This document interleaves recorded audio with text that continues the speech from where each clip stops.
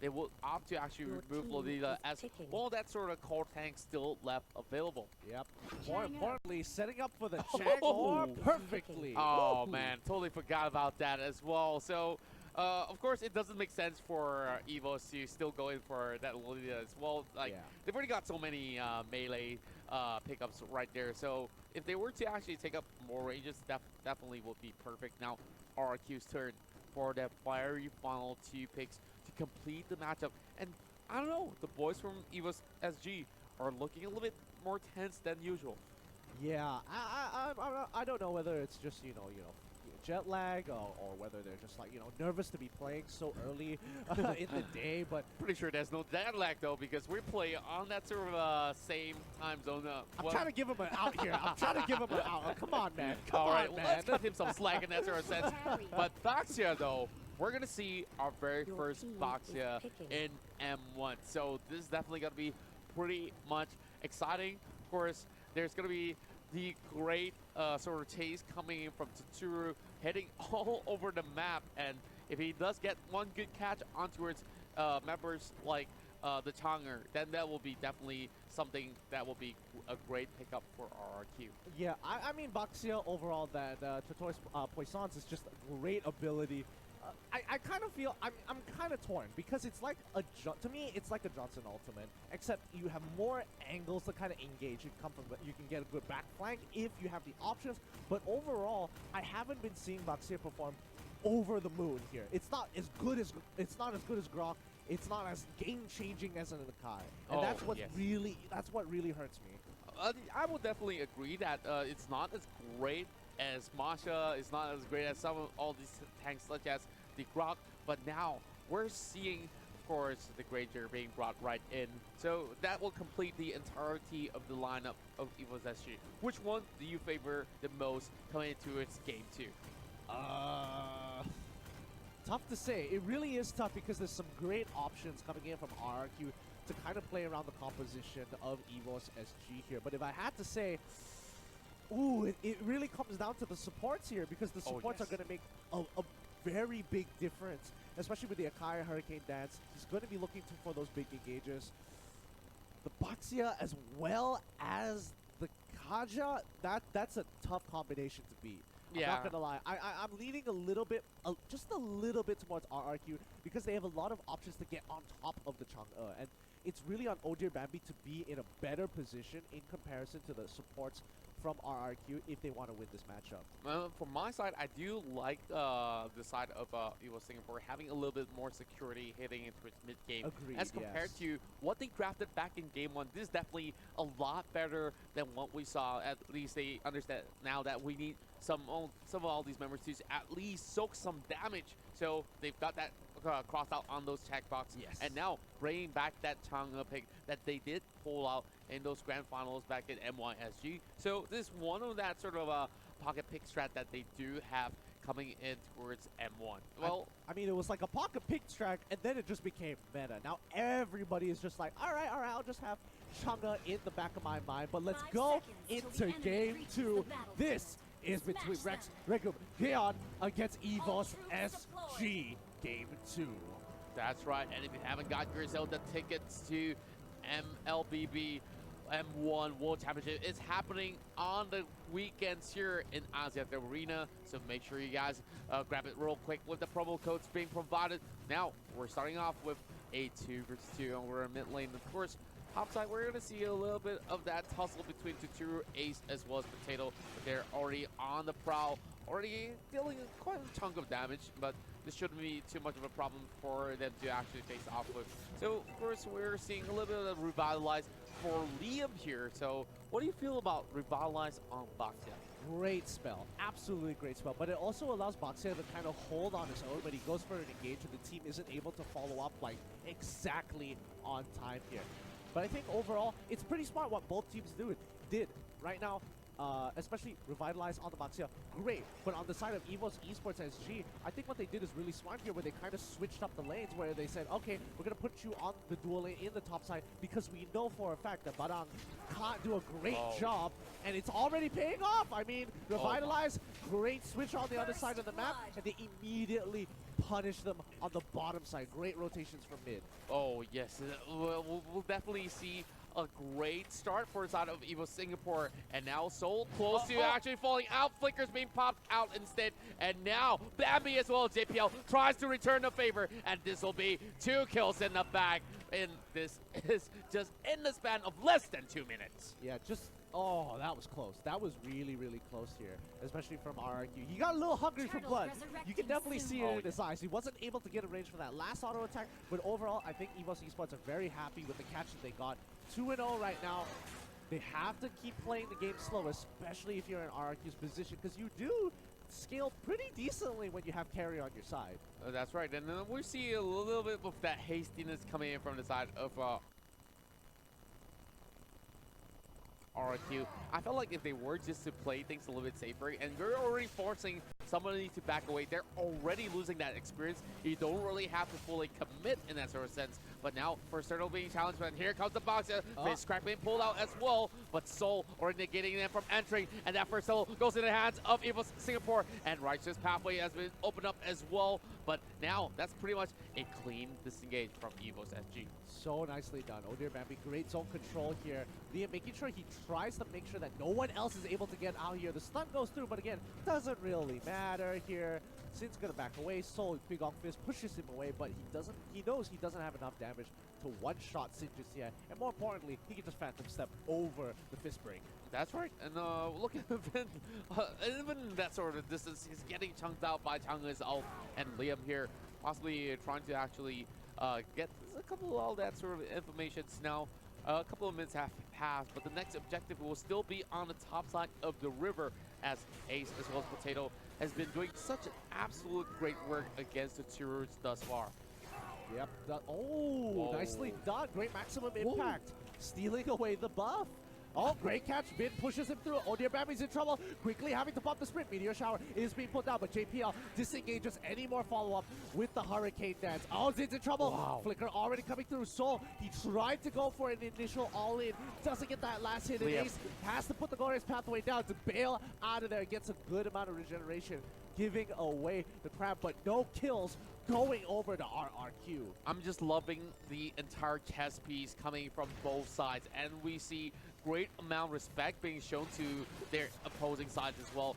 So getting a little bit more than he should, and he's just taking a little bit more from the jungle instead. Now, of course, Evos Esports get a little bit of that sort of a goal lead that they have here. It's about 400 gold for the time being, but it's definitely going to change in the span of a few minutes here. And Soul, I think that he's getting a lot of trap being posed upon him, as Liam is already cutting in towards the jungle, looking for Old Year Bambi. Yeah, and again, Liam is just being super annoying. He's gaining vision, and he's pretty much unstoppable for the most part, but he's not really engaging on anybody. He's gathering information, telling his team, oh, this is where the movements of the enemy are, this is what they're currently doing, making sure they know exactly where Evos SG is at all times. That's right.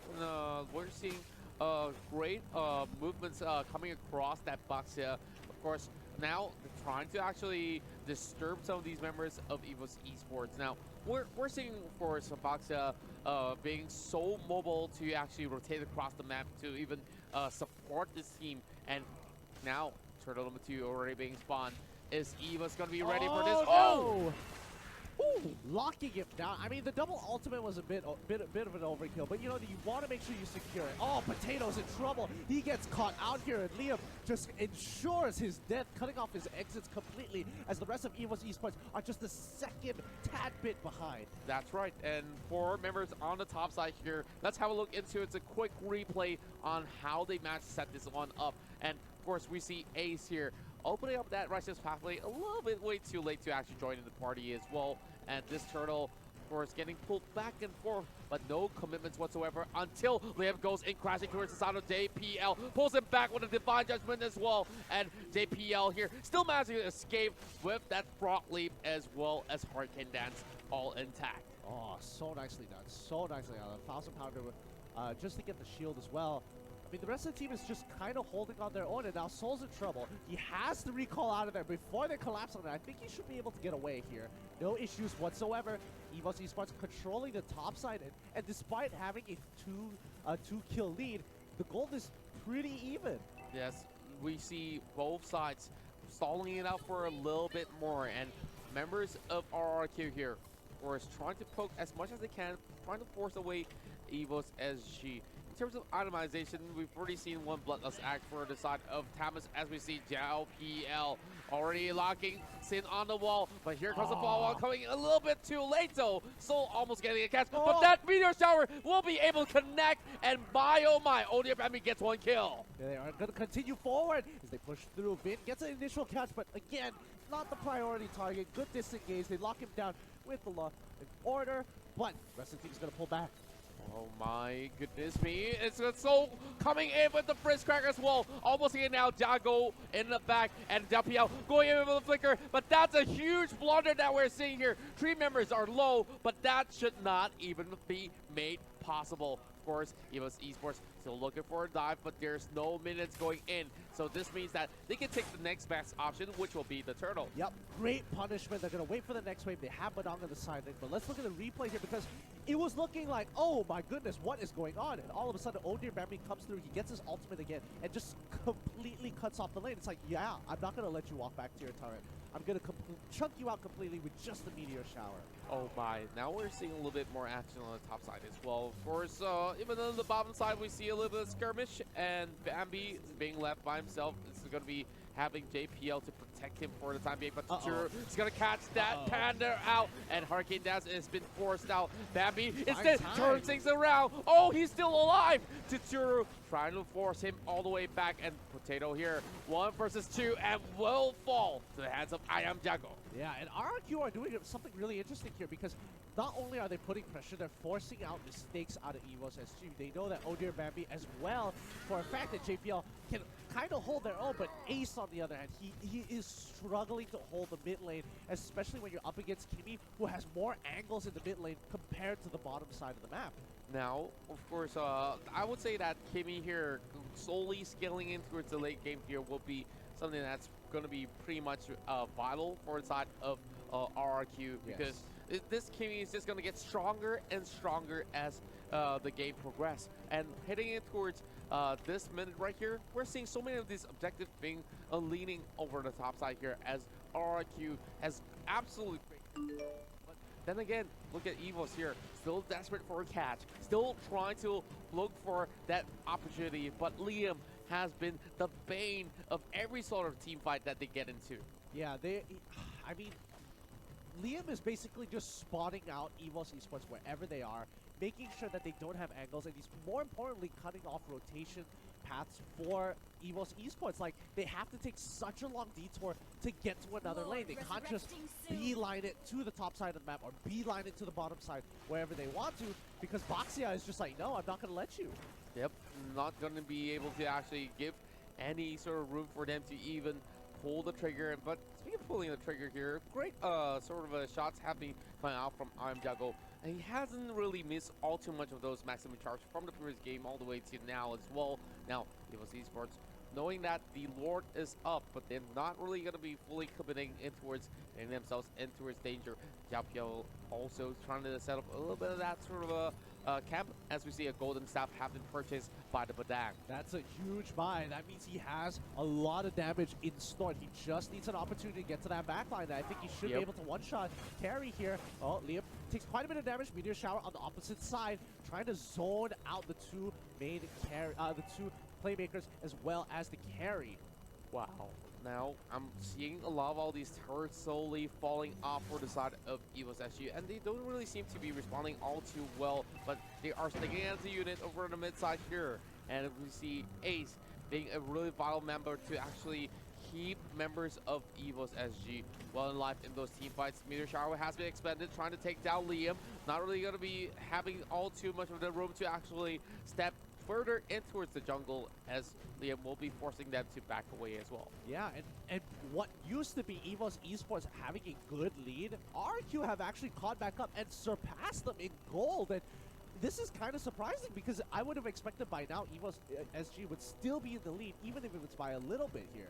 Oh, I would say that it's definitely not too high of a surprise, because they managed to secure the turtles and taking even more objectives than Evos. So that means even more gold being funneled into the hands of RQ, but Ace knows what's up. The Lord has been taken down to 50%. And Evos, if they really want this Lord, they really got to make a move. And now here comes the team fight as well, forcing it on the tour. But Liam in the middle of it all. It won't be. Rice is going to open up. PL opens up the Hurricane Dance, but will force them away. But Liam somehow is still alive. Danby forcing out the meteor shower as well. But none of these members of RQ can even be bothered about that as they take down yet another tower. RRQ is just so smart. Like, Liam is able to tank so much with the Revitalize. He's holding back 4 members from the enemy team. And now they're going to go for another rotation. Oh, they already popped the Meteor Shower. They get the first initial kill, finally getting rid of the Boxer. He doesn't have Revitalize to kind of power through the damage. But now the rest of Evos Esports, they've lost pretty much all their outer targets at this point, or leaving top tier 2 still standing. But for the most part, the inhibitors are going to be the next objective, and more importantly, Lord is going to be highly contested. And we see the carry was attempting on the Lord for a little bit in the sort of early game, and now it's going to be a little bit of that push and pull between Evos as well as RRQ. And now they're taking it pretty low. Are they actually forcing this one out? The Lord not getting up in the air. Zatur goes with the Chris Cack, and my goodness me, Evos are getting pummeled down. And Sin going for the chase as well. There's still all 5 members left in 10. Maximum charge over on Potato as well as JPL almost heading out of the game. But now this is the best opportunity for RRQ to close things out. Yep, Meteor Shower just gonna instantly pop down the Thambos, but he just wanted that inhibitor that he was willing to give his life for it. But that's not all. They forced out the Meteor Shower, so they can't protect mid either. They're losing their inhibitors 1 by 1.